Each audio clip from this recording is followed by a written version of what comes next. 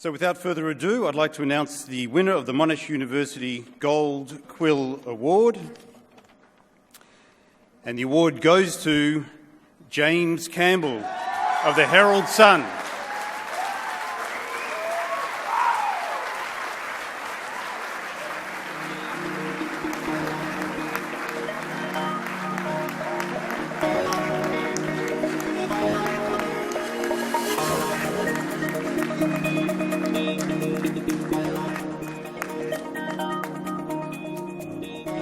In a year of big news stories, James Campbell stood out.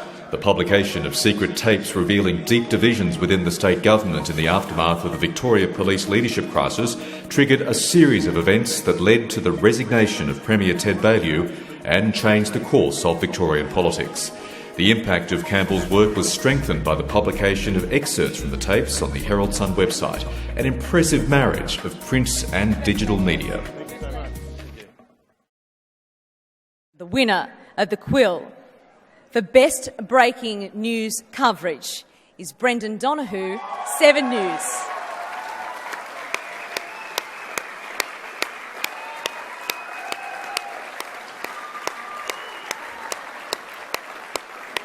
Brendan Donoghue's engaging coverage of the rapidly unfolding demise of Premier Ted Baillieu was comprehensive and authoritative, and his analysis of the drama reflected his considerable experience and knowledge of state politics. The judges considered it an outstanding individual performance. Well, Peter, it was one of the most dramatic days in the history of Victorian politics. Ted Baillieu arrived here today at the Victorian Parliament thinking he was going to continue as the Premier. Of course, a few hours ago, he had to pull the pin. But the winner of the best use of the digital or social media is Christy Cooper of 7 News.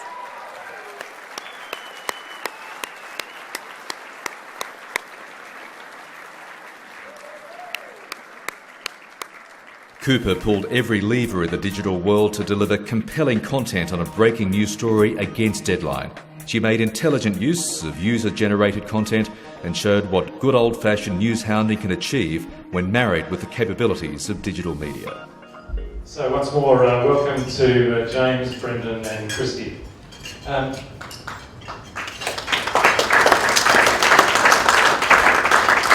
sure I'll never tire of watching those videos.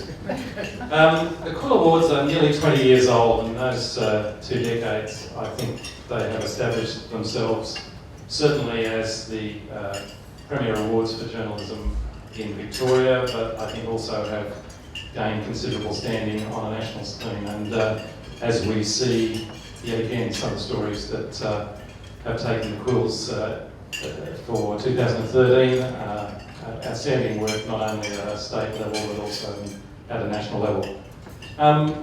The awards themselves are more hotly contested than ever. This year I believe we had close to 400 entries in 26 categories. And of course our Quills dinner was attended by more than 640 people, which is a record number and substantially more than the previous record, which was something like 580. I think in the process we've established them not only as a celebration of great journalism, but an occasion when all the media in this town and the state can get together to connect and to celebrate what we do.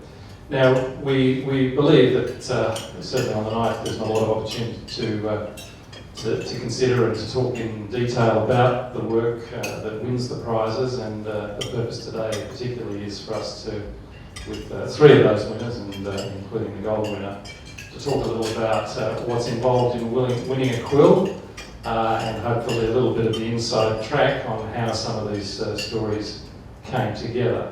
So what we'd like to do is each of our panellists will speak in turn for a few minutes about their work, and then I will lead a general discussion and questions from the floor to them.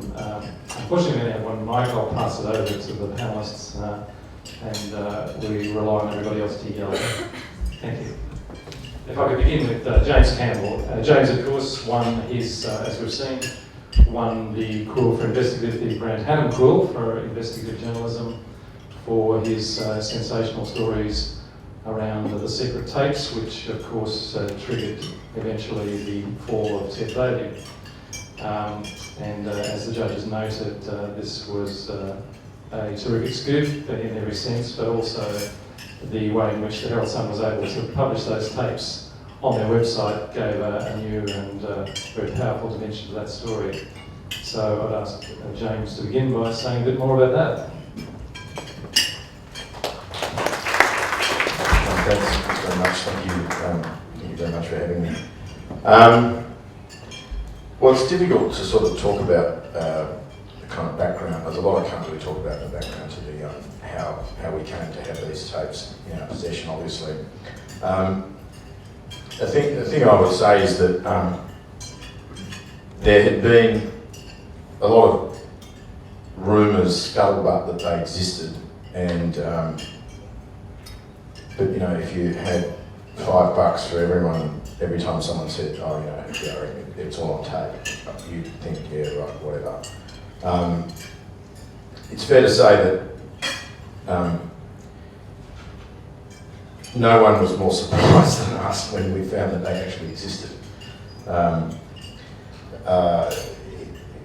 But you know, I suppose with the emergence of digital recorders and mobile phones, you actually really don't have to go out of your way to do this sort of stuff, perhaps in the way that you did. You don't have to wire yourself up anymore. You just, you know, fiddle with your phone for a minute and you're away to the races. I mean, when they landed with us, you know, they were simply, as you know, these days they're not actually taped, of course, they're digital files, and it was one of those things where we just sort of all sat down, put it on, started listening, and we were all sort of in different offices. We were running around going, "Did he really say that? I can't believe it. Is it who said that? Oh my God!" He actually offered him the money. So you're presented with some material that's essentially amorphous, and then you have to try and turn it into a story. You know, break it down into different stories. So we identified what the elements were, and then broke it up and try and work out, you know, what is the editorial, what is, you know, obviously it is reportage, but also you have to try and put it into a context and explain it to people who have not been following, you know, something that's, you know, preoccupied a lot of people in Spring Street for 2 or 3 years, but it's actually very difficult really to understand if you don't know who it is. And I think in many ways, you know, the tapes were a gift. Here you are, and our job was to try and make it clearly explainable to people who, you know, quite reasonably had no idea who any of these people were. I mean, they knew who Peter Ryan was, they probably knew who the Premier was, obviously, but, you know, who's Tristan Weston, you know, they may have heard of Sir Ken Jones. And I think the thing that, you know, we had an enormous number of arguments, debates, how do we do this, which is the lead, what's the front, what's the headline, all sort of thing. And in the end, we actually thought that the most powerful way to present it was to dial it down and just, there was we put as little spin on it as we could. This is it. Make up your own mind. And people did. The number of it obviously drew people in because it brought an enormous traffic to the website, and the number of people, you know, not thousands, but more than 1,000 people, thousands of people listen to the edits, to the extracts, and, you know, hundreds of people actually listen to the whole lot. We could tell from the way that the Boffins could tell us how many people looked at it. So I don't know whether they, you know, turned it on at work and just left it running when they went home, but we you know, it engaged people. As I think I said on the night when I was on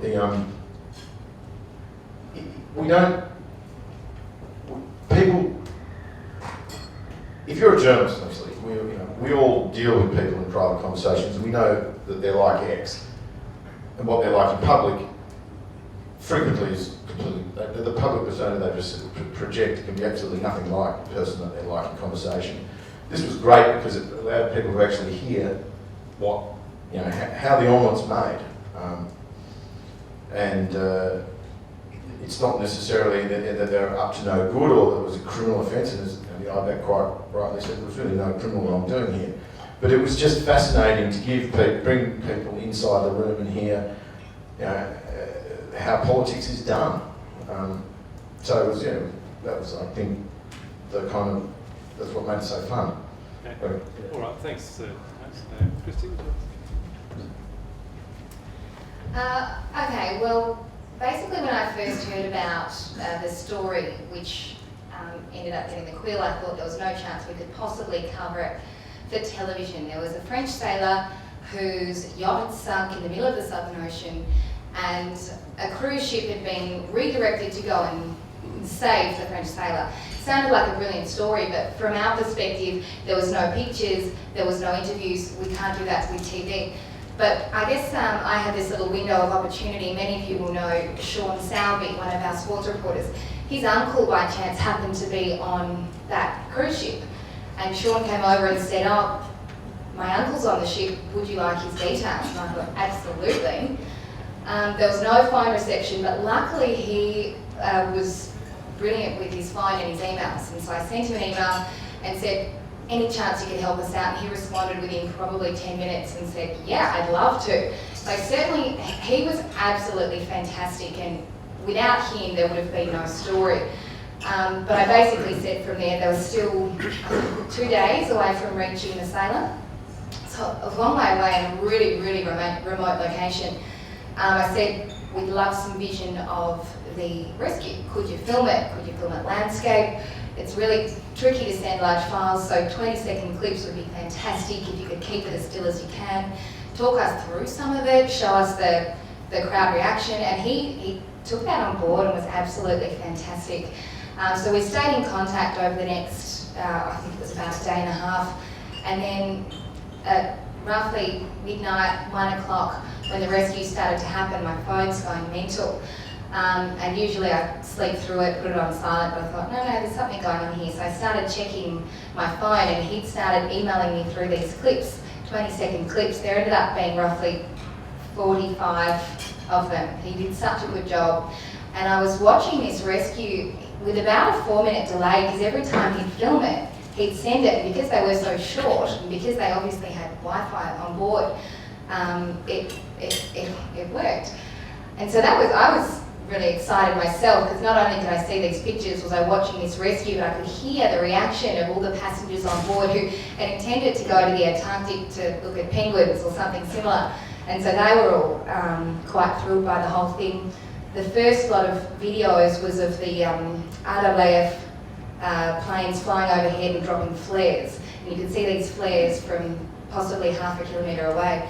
And all the passengers are saying, "We're nearly there, we're about 10 minutes away."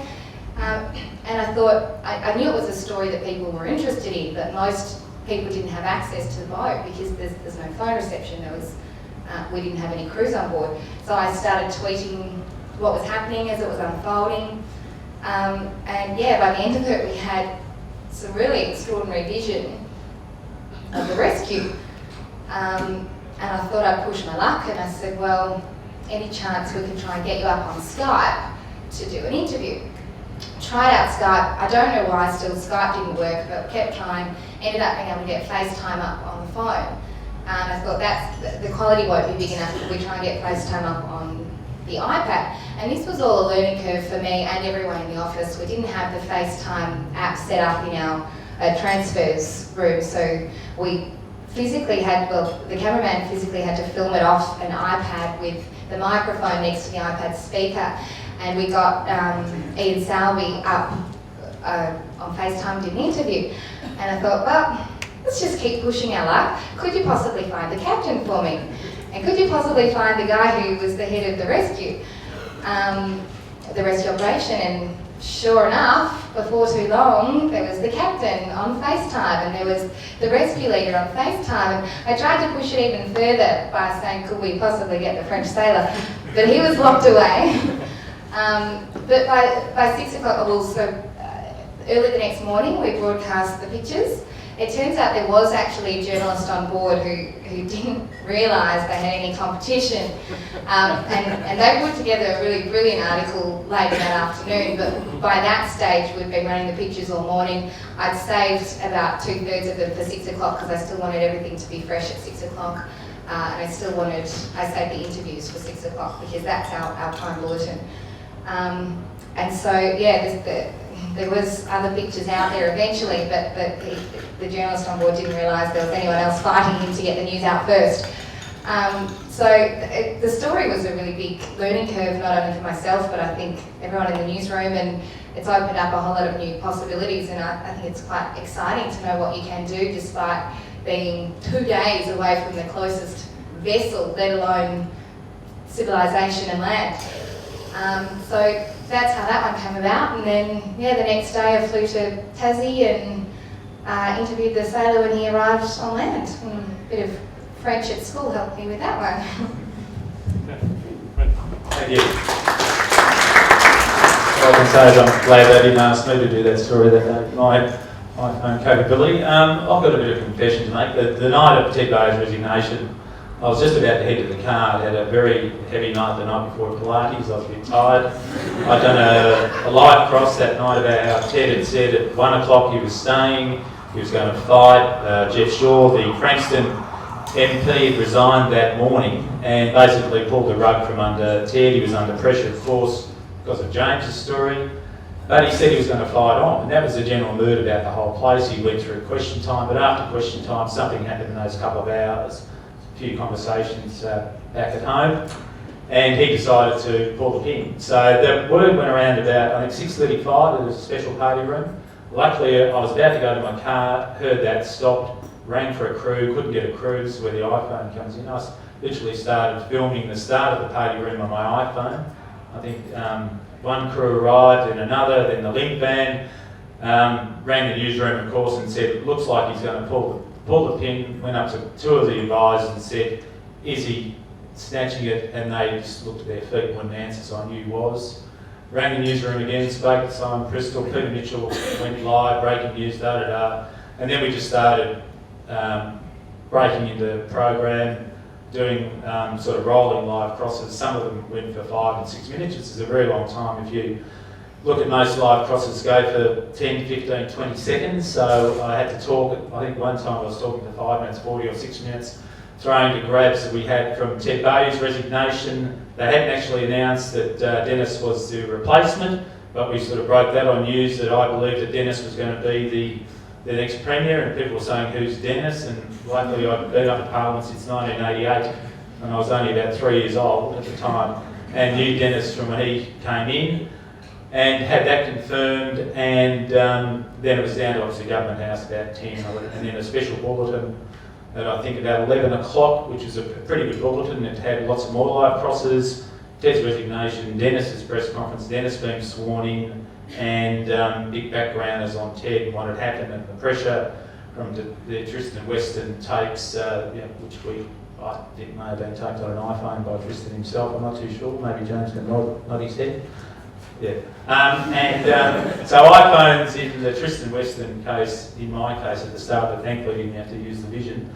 In terms of winning the Walkley, it was, as I said, it was obviously the story was there, but it had to be delivered and delivered quickly, and I just had to call on basically all of my experience. And if I'd failed that night, well, I would have been a failure as a journalist. So in a way, it was sort of a reward for all the years I'd done up there, and what was stuck in my head about Dennis Napthine and the Liberal Party and all, trying to explain what had happened, that police minister's advisor had taped this with the Liberal Party director and the head of cabinet and offering $20,000 in the lease on his car and this and that and all the pressure around Ted Bayou, and also the need for a cabinet reshuffle and Tony not leaving, and it just went on and on and on.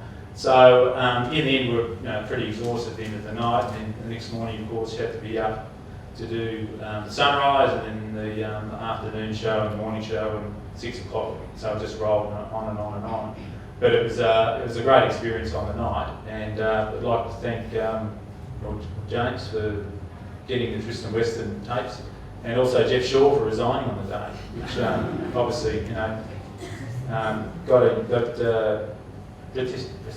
I won't use that word, which basically was behind Ted Bardi resigning, those two factors.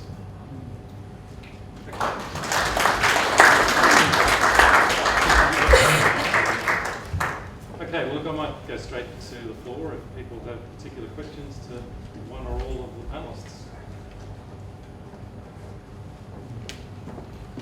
Okay, we go home. Tony Heather.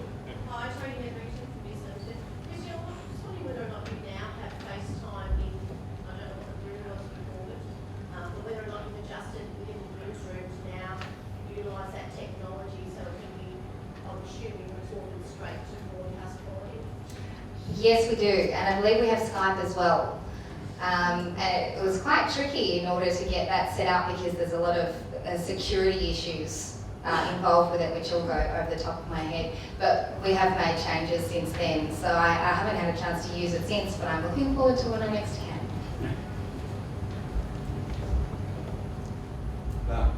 Very done. I'm better throw in the general politics question, and there's seem we have two experts here. The question is, do you think that the switch from Bardi to Dennis, as you call him, has been a successful one? How do you see things looking forward between now and the election? You go further. I don't think it's been as good as they would have hoped, if you believe the opinion polls. I actually think things would probably be about where they are now, had Ted stayed, with one caveat, which is of course that there would have been a year of sniping at him, and that may have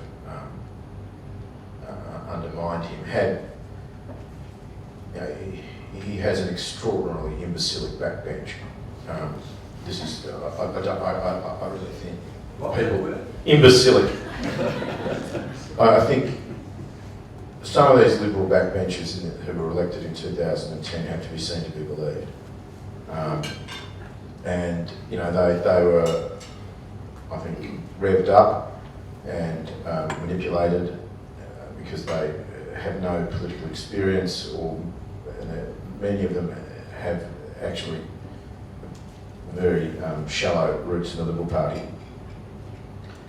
And so they panicked, essentially, I think, to halfway through this parliamentary term. If they'd faced the front and gone on with the job, there would have been no need to throw Ted overboard. But the reality was they weren't. So, and they've had a year where they had been reasonably united behind Dennis, and that's something that Ted probably couldn't have delivered. I hope that helps. The question was whether it's been successful or not. Well, I think if Ted Bardi was still in power now, they'd be just still sliding away, and they would have panicked. And this year they would have had a leadership challenge against Ted Bardi because he was so indecisive. I think if you've got sort of 20 non-political friends who constantly ask the same question, what is he doing? Because they have goodwill towards him. They want an answer that he's doing something behind the scenes, and you can't, beyond White Knight and PSOs, you can't really say too much. I think that was basically the death knell for Ted. With Dennis, he obviously spiked in the polls when he came in and settled the teachers and put a bit of bread back into the government. But with Dennis, he'll go down swinging. He'll make big policy decisions, as he's been doing, and he'll have a real go. East West Tunnel was an incredibly brave move. He's now trying to balance it up with all these rail, public sector transport decisions, because he knows he may have gone too far in one way, but you have to be all in on that project. So with Dennis, you'll get a massive fight. That he really is a political animal, and he loves the punch-up. And he's a bit of a complex bloke too, because he's got that softer side to him as well, which Ted had, but Ted hated the political fight, and he never really had the stomach to be a strong political leader. Everyone says, and I agree, he's a lovely guy, but unfortunately in politics it's very hard to be a lovely guy and be a successful leader. You've got to be actually very tough. And Dennis has a fair bit of toughness about him, even though he's a bit of a dork as well, which comes back and bites him at the moment. Over the back here. Yeah, I'll come from Monash University. Just a question for James. How did you verify the tapes and how did you know that they were the real person? Yes. I was familiar with the voices of all the people on the tapes. Would be the first thing. I recognise the voices. When we put it to the people who recorded, "Is this you?" and there were no screaming denials. John Colley. To any of the group, how long do you think printed newspapers will last? Forever.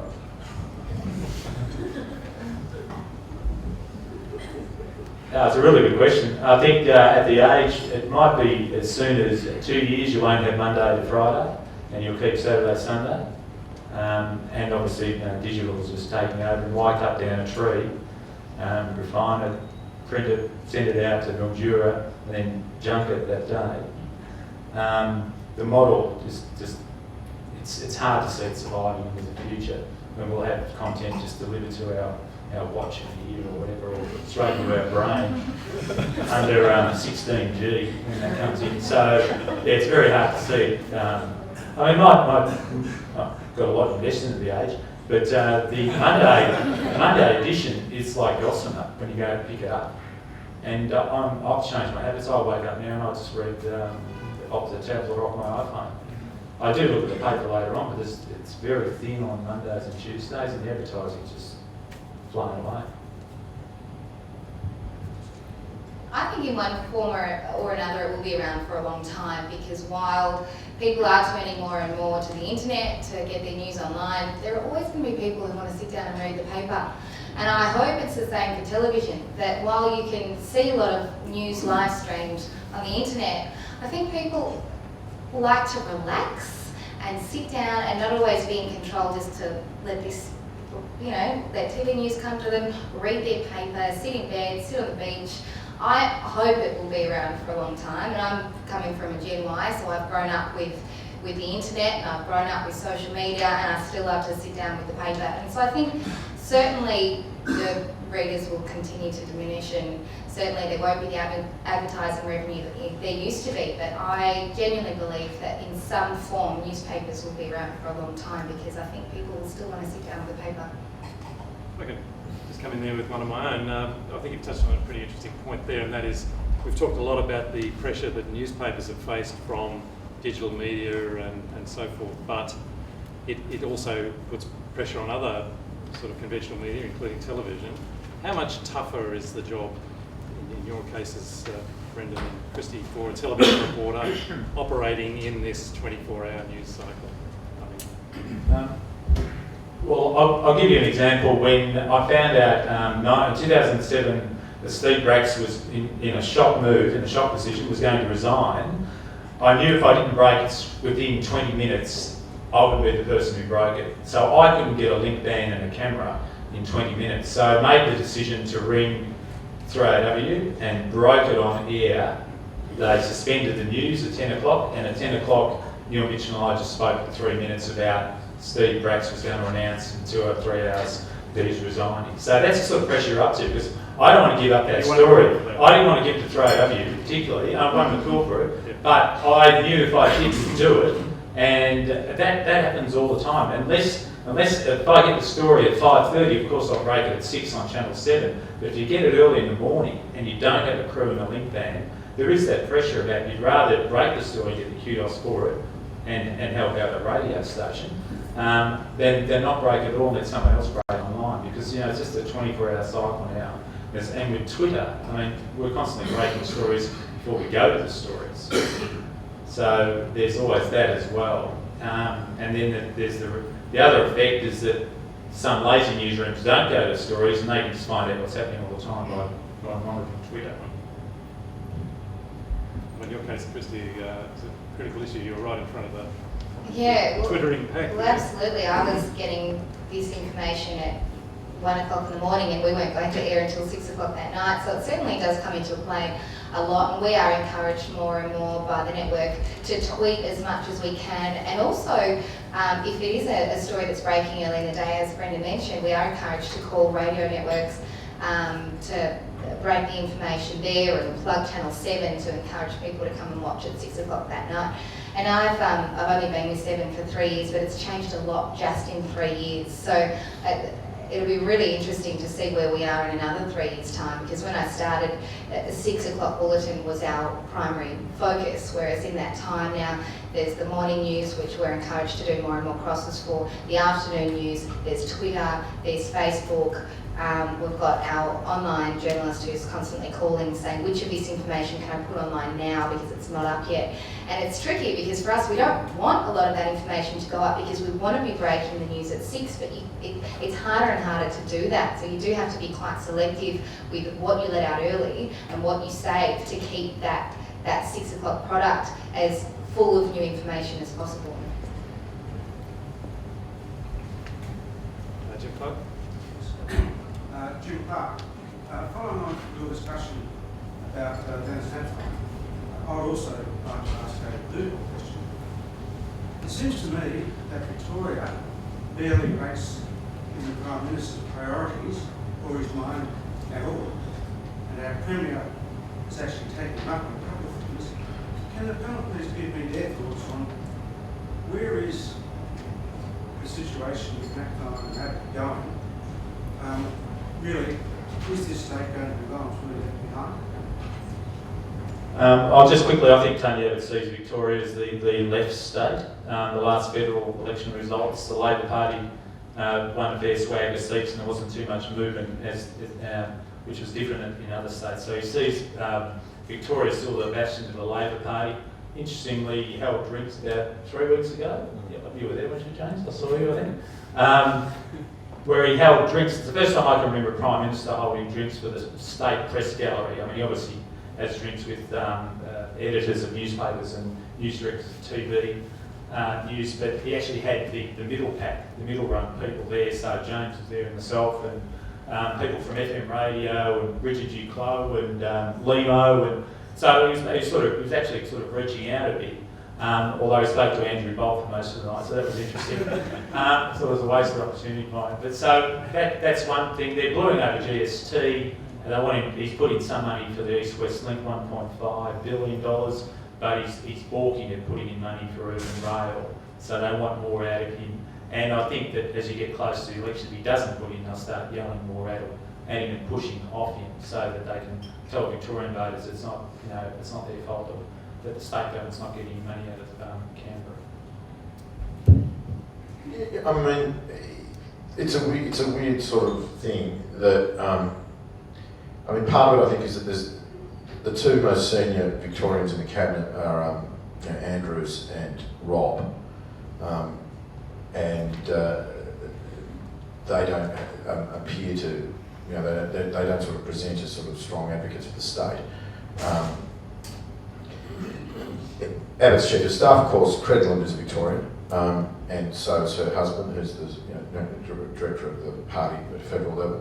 So he does have Victorian, ears. People have his ear who are Victorian. The sort of 18 months before he was elected, there was a big push to try and sell, Abbott down here. He was here all the time. I think 2009 or 10, I can't remember which one they were talking about, was going to be the year in which we really try and sell Tony in Victoria, and it didn't really work. They tried it, and they sort of said, well, what do? We get him down there, we put him in a hard hat in Clayton, or we send him to football, and people still think he's that bloke from Sydney. I think Abbott actually quite like, in my observation, Abbott quite likes Victoria. He enjoys coming down to Melbourne, and he doesn't kind of understand, and I understand he's spoken to a lot of Victorian MPs. What is it with me down there? Why don't you like me? On the other side, there's no doubt that the state government was completely wrong-footed by the behaviour of the federal government over the car industry. They were angry, they weren't listened to, and they were sort of, Dennis has had to stand around a lot, sort of announcing some pretty bad news, and he hasn't really had any help from Canberra. I think that footage of Hockey taunting Holden to leave, I think could potentially damage the Liberal Party in Victoria for a very, very long time if it's the Labor Party uses it properly. My observation is relations between the two governments are not good, particularly at the top level. The state government doesn't think that the federal government is doing anything for them, and the federal government just think that, you know, why would we spend a lot of time trying to help these guys? They're probably looking at the polls, they're probably going to lose. Why would we go out of our way for them?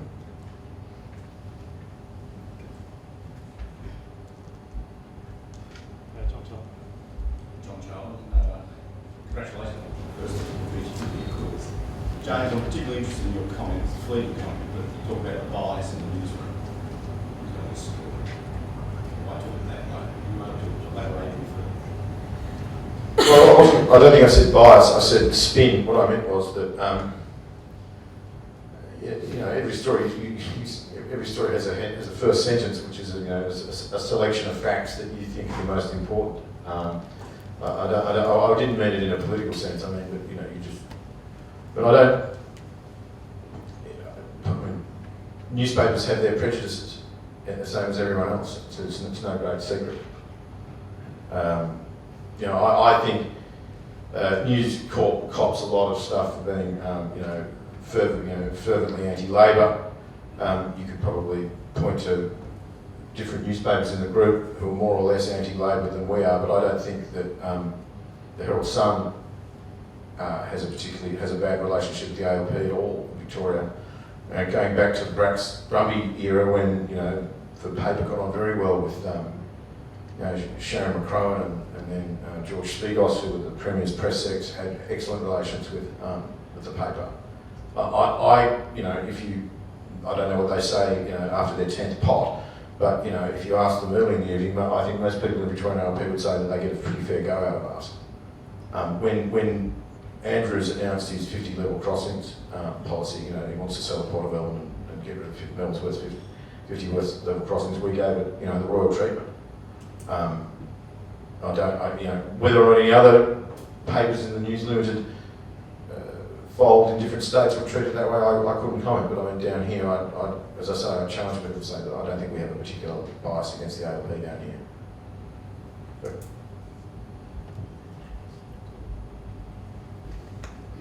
Thanks, Mike. Thanks. Congratulations again to all of you for your awards. It's really a general question about, you were talking about the news cycle and whether, particularly Brendan, I suppose, has been in state politics the longest, whether the way in which the news cycle is now so intense. We've seen Ted Bailey resign, and now today Barry Farrell resign over what seemed, in one sense, to be crises that they potentially could have written out. And I think James indicated perhaps the DT could have written it out if he'd been more committed to the job, shall we say. Is the news cycle now getting so intense and the competition so intense and the build-up so intense that we're seeing a decline in what is already a difficult job to attract people to in politics, when they're constantly faced with a barrage of criticism over every decision that's made, because there's no such thing as either a stuff-up or a conspiracy, or both. These days, it seems in some quarters in the media that's the intense scrutiny that applies to it. Do you feel that there's perhaps the case for the media pulling back on this approach, or is it just going to get more and more intense, do you think? Look, I think you're right, there's no doubt. I think I work harder now. In fact, if I fill out a passport or a travel application and it says occupation, I would write down iPhone operator, because that's basically what I do all day. And before the iPhone and tablets and email and data direct to your hand, it was basically meeting people in the street and telephoning people on your mobile phone. Before that, obviously, fixed phones. So that's all changed. So there's no doubt your brain, like on really heavy days, your brain does turn to mush, and that's when you can make mistakes, but you obviously get through it. And days was, the workday was simpler 10, 15 years ago. even before the internet. You remember before the internet? No. I do. Anyway, years ago we didn't have the internet. So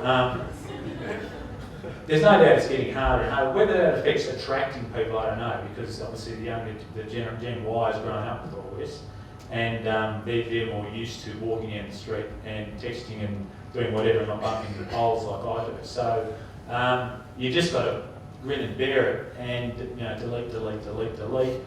You do miss out on a lot of things. I think there's a trap that young journalists email too much in terms of questions, and expect and say that's my job. I'll email the questions. If I don't get a reply, or if I just get a PR email reply, that's it. I've done my job. You really should call the person, listen to the emotion in their voice, put the right questions, and learn from the feedback what you're getting, because often that steers you to where the story is going.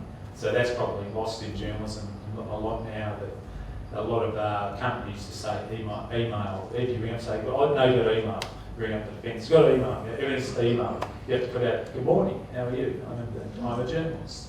I'd like to ask you a question. This is it. It's, I hate that sort of thing. So the personal relationships is going out of stories. Some of the best stories I've got are literally from a receptionist. I won't tell you which one and what story, because you put two and two together.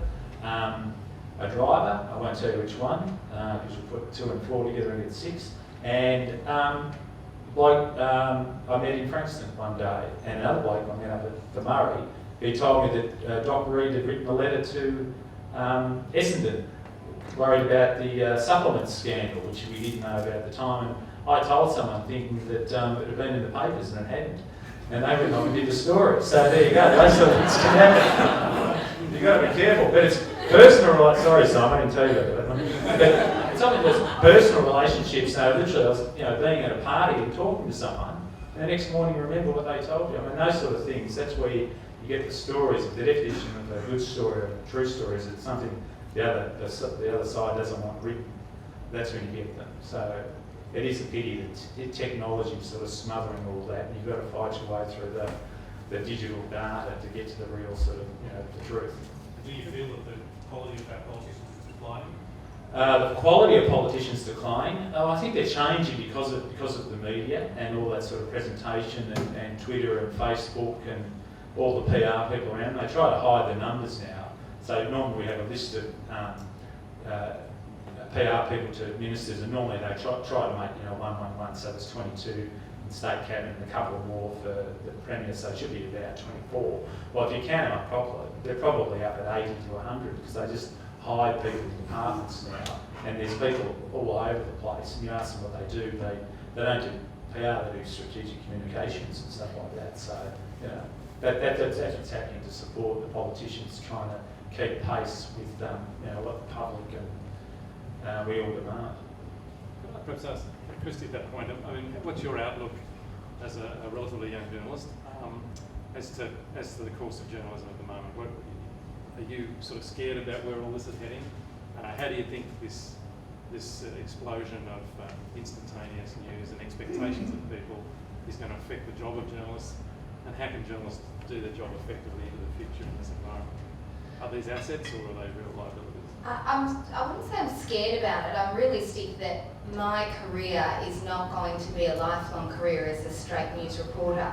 I know that is going to change. I know that it's already changing. But I think there's always going to be a role for journalists, as long as you keep up with the new trends, as long as you remain aware of how people are getting their news and keep, I guess, training yourself and staying up to date with the new media, the new mediums. And I think, there will always be a role, but I'm 100% sure my role will be quite different in 5-10 years' time. James, your story was a substantial piece of investigative work. It clearly took time and resources in terms of your time and what have you to pull together and do it. The word around is it's getting harder and harder to get resources and support to do that kind of hard yards, digging type journalism. Do you think it's going to be tougher into the future, and in a market where people want this sort of instant fix in terms of news and information, to persuade editors and proprietors to fund the dig? Well, I mean, I mean, in short answer, obviously has to be yes, given the shit. You know, it's no secret that the number of people in newsrooms it's a smaller number than it was even when I started only 5 years ago. And I think from a newspaper point of view, the decision to merge Sunday and daily newspapers has made that harder. So when I started on the Sunday Herald Sun, and you know, we had a week, and you know, we didn't get it then, we got another week. And there's a you know, what's called journalism is always a danger that you know you get sort of lost in just churning out stuff that goes on a website that no one really reads. But it's down to the editors, I suppose, and they have the resources, and if they identify something that they want to put resources into, then there's plenty of time for it. And you know, I mean, I couldn't be happier that the resources are. I mean, there are 4 people in the bureau in Spring Street. I mean, it's been fewer. It'll never be 5. I would be surprised if it's ever 4 again. But you know, given that, I've got plenty of time to go and chase different things. I mean, with something like the Essendon story, again, or Vlahos or whatever, or Lawyer X, or we can't talk about anymore. You know, resources. You can put resources on. It's just about having the backing of the people who are making the decisions about who does what. What do you want to tell me? My name's Tom Kiley, and I apologise for asking a second question, but many of the group blackness, what do you think is the future of Andrew Wallace 18C? My view is that it will not. The initial plan is dead.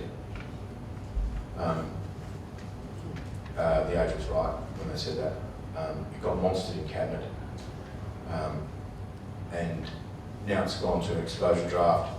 Everyone's pouring in. You've got all sorts of unholy alliances being formed. There will perhaps be an amendment, but it will not be anything like what Brandis was proposing. Is where I think it's at. Yeah, I agree. I don't think they could, even though they promised Andrew that they will change the wording. They'll change it, but not with the same strength that was promised to him. It's too much backlash, a bit like proposed changes to the age of eligibility for pension. The government's backed off now. I mean, you would just be crazy to do that at the moment, particularly if you're on the cost. And yeah, and it just seems, I don't know, I followed it that closely, but it just, looking at the words, it just seems a really dumb move to do. But they can use 100 different words. That will be a sort of middle ground, and that Andrew Bolton can say, well, he's been vindicated, and vice versa. No, I've got one. Just as a reader and a consumer, I'm in the market for a new car, and I think it was the Age car guide, either Friday or Saturday, sent these to a lot of websites rather than the articles we used to read. And I can't work out whether they're pushing us that way as a reader and a consumer, or we're pulling it that way. I just felt that may have changed my behaviour as far as reading a weekend newspaper. I used to religiously read the car guide. It used to be that thick. Now it's that thick, but it's all going online. So you register your car online, upload your photos, you don't send it in. And if you look at the actual car ads in the car guide, there's hardly any. It's a few dealer ads, and that's about it. So it's all about reviews and pushing the readers like you and me to car sales or car guide, or what the 3 sort of big sites. And you get all the detail there, and you can do the proper search. BMW Mark 5, 15 to 25 grand. Yeah, M5, leasable through work, all that sort of thing. So yeah, that's the way it's been going, and the same with ads, Seek and that sort of thing for on it. Right, we're getting quite close to 2 o'clock, so we might pull up stuff at that point. So thank you very much to James, Christy and Brendan for coming today. I think we've learned a few things. What model of phone was it, James? Interested in? I don't know. thank you all, and I think it's been a lively and entertaining day. So.